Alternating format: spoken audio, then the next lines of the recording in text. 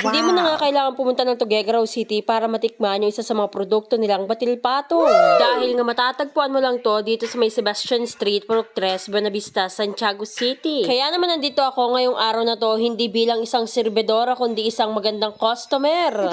Kaya naman pagpasok ko, nag-order na rin ako agad at nagsiserve nga rin pala sila dito ng mga drinks. Ang in-order ko nga dito ay isang special batil patong pero meron din naman silang regular at overload. At dahil syempre special kay sa akin yung special ngang in-order ko.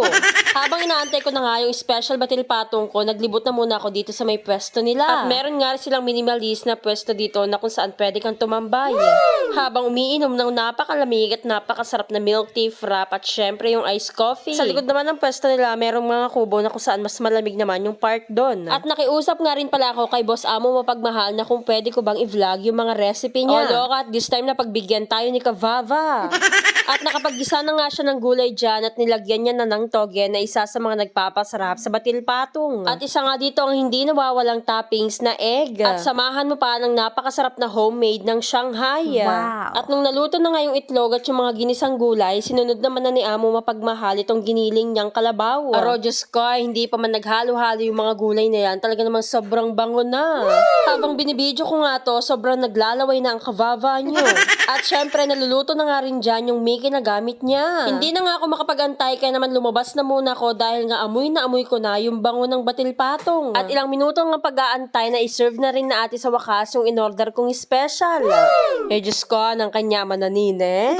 Meron nga itong sabaw na kasama at syempre hindi rin mawawala yung sibuyas kalamansi. At ito na nga yung final na look ng ating special batil patong na nagkakahalaga ng 150 pesos.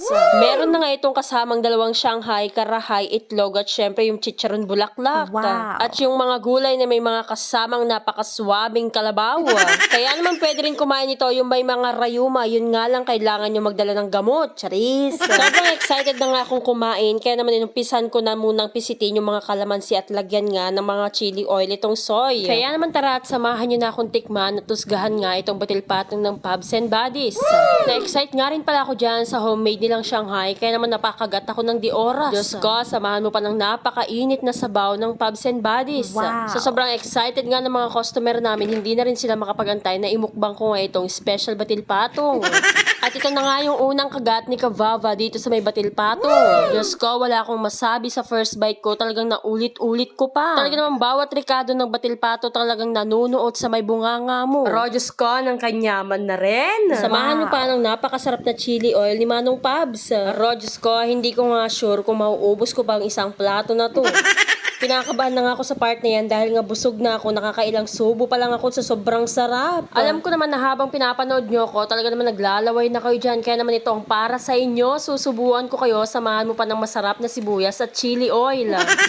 O, dali, nga na at susubuan na kita. Basta yung malaking nga mo, naksyuta. Panigurado nga na kapag kumain ka ng batil patong namin, hanggang bukas busog ka, naksyuta. Kahit mainit nga yung panahon, talagang challenge ko yung sarili ko na uubusin ko nga itong batil patong na 150. Ay, Rogo, mukhang nagsisi ako dahil hindi ko nga kinaya.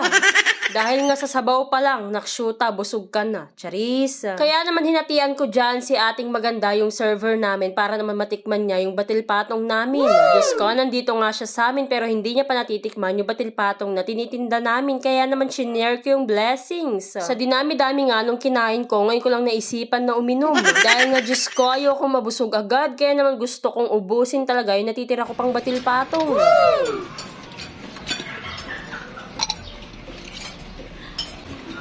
Wow. Diyos ko, nahiya pa ako sa natira kong pagkain. Hindi ko na nga kinaya, kaya naman nakuha ko ng nagpahinga dyan. At syempre, magtitinga ako dahil nga sobrang dami kong nakaing karahay, naksyuta.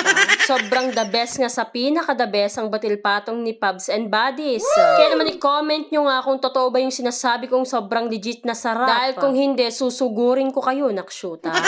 Kaya naman na yun lang. Salamat sa panonood.